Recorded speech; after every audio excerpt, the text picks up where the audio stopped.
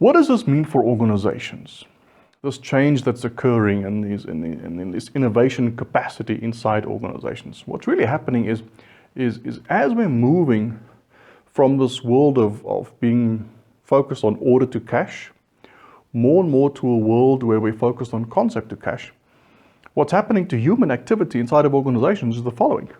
Definitely in the previous century and before that, the majority of human activity was in the standard work world, the order to cash repeating recipe world. And the minority of humans by far being engaged in changing the platform, changing how we work and inventing. Okay, so the majority repeating recipes, the minority inventing new things. And this is changing now. We're certainly not at this point yet where more than half are focused on improving the platform, but it's happening. And certainly many more humans are looking at changing platforms and how global production, distribution and service engine than ever before. And the amount of people involved in these repeating recipes, the order to cash cycle is decreasing. And by probably 2030, 2035, few humans will be involved in the order to cash value chains across the planet. The majority of productive humans at that point in time will be involved in the concept to cash value chain, changing the platform. Okay. So how do organizations need to think about this? Well, what is critical is the innovative capacity inside organizations. This is the crux, your knowledge workers, your innovative capacity, invading the future for you as we're automating the world. And we need to, changing innovative capacity is not easy, it's very difficult to do. If we have simple, repetitive tasks with recipes, it's much simpler to find people and train them on these repetitive tasks than it is to get people to invent things together in very complex problem-solving situations. It's much more difficult to find people who can do that inside of your organization. So changing innovative capacity has about a 6-month lead time minimum. Finding people, absorbing them into your organization, making sure they form coherent units with these fighting units, your teams, that they can work and collaborate and understand intent and how you work in your organization. So that takes time, about 6 months. If you decide today to increase your innovative capacity, you can probably only really effectively increase it 6 months later. And not only that, there's only a certain amount by which you can increase it. If you try to increase your innovative capacity by more than 30%, it's not possible. You will destroy your existing innovative capacity in trying to keep all these new people busy effectively in integrating them. So there's only a certain speed at which you can increase your innovative capacity. So the trick is that we need to budget for innovative capacity on a 6-month plus rolling time scale.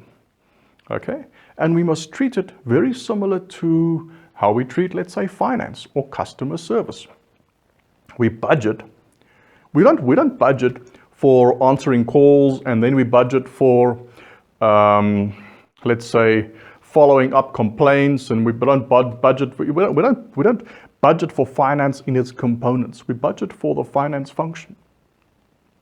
And in terms of innovation, we shouldn't budget for individual projects. We should more and more focus on how much of our budget can we afford to invest into innovative capacity, and review this on a rolling 6-month basis. So we budget for innovative capacity. Then the game inside organizations becomes, how effective are we at using our innovative capacity? That's the game. So we have a quite fixed innovative capacity, and the focus absolutely in the organization is how effective are we at using our innovative capacity. And that means enabling focus, massive force, economy of force.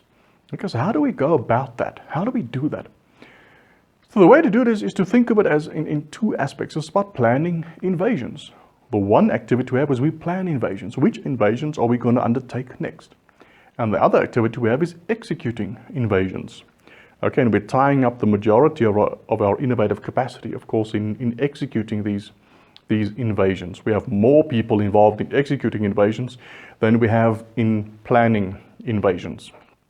And after we've taken an MVP live, of course, we need to verify the outcomes, our leading and lagging indicators, get information again from our platform, our customers and so forth, to give feedback again into what our next invasion should be. So these are the two critical activities. And in terms of planning invasions, we have these rough following phases. There are little dreams we have and research we could be doing, but we're not committing to anything yet. Okay, we're not investing a serious amount of time into dealing with any of these potential futures we can. We don't even have properly formatted problem statements yet. These are just vague notions basically about we should probably think about this area, think about that area, but we're not really investing any resources into these at this point in time. The next are those possible futures for which we've prepared problem statements.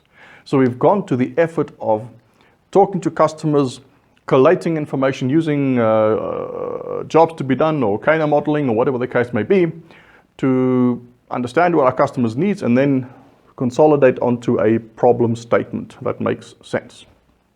And then our job is to go from these problem statements to determining minimal viable products. Okay, so going from this is the problem statement to this is an inch deep, mile wide view of what it might take to solve this problem in a first step, an MVP. And we've done the thumb suck on about this much. If you can get something like this in about this much time for about that much money, is this a game that you want to play? And last are the games that are ready for playing. And these are the ones where we're going to we've set ourselves up to be able to go through these iterations to invade that specific future. It was a great lesson. Thank you. I look forward to the next one.